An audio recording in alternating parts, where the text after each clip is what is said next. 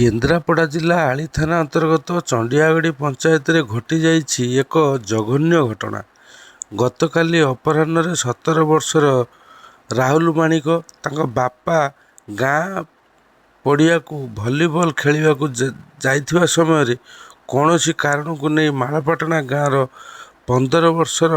मृत्युंजय साहू तांको बापा त्रिलोचन साहू भितर जुक्तितर्क कथा कटाकटी होता जहाकु नहीं मृत्युंजय राग पंचम को चढ़ी जाइथिला। राग संभाली नपारी मृत्युंजय एक कटुरी आनी राहुल को बेक को हाणी। राहुल को बेकरे गभीर क्षत चिन्ह थिबारु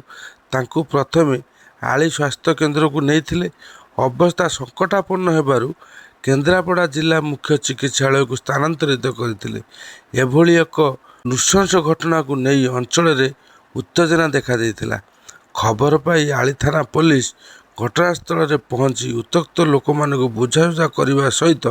मृत्युंजय साहू और प्रशांत दास दुई जन को गिरफ्त कर थाना को आनी। राहुल माणिक होली खेलिया जाइथिले पुओ राहुल माणिक धनुआ हाणी जंगी चारटा खंड बेले तार पसंद अछि ताकू देइछ कटोर दुई जन हाणी और कंडीशन केमती कोन अछि पुओ बे कटोर जाय त पछपट हाणी देइछ। कोन आस्ते देबे कोठी अभियोग कइला पे अछि थाना जे पुलिस वाला कोन कहउछ पुलिस वाला घर पे जाइतिले ना पुलिस वाला घर कते जाई ना मालपना जाइतिले त मालपना जाई कि बुझा बुझी करछन घटना ना हम घर को जाई ना पचार ना किछ हम आइछु थाना को अभियोग कइला चाहू त पुओ के जे दिन दी पर ओरा आक्रमण बात आदे कोन झगड़ा आइछि आ कोन तो खेलिया जतला भली ताको पछ आसी हांदे जने पसंद दास आ ये धनुआ कोन बाजपो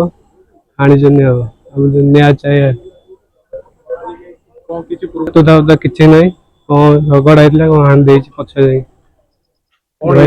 पछ उडे कटु हां देछि भाई एबे कटो जियो एबे आ जाब हां कोठी थाना गाड़ी थाना।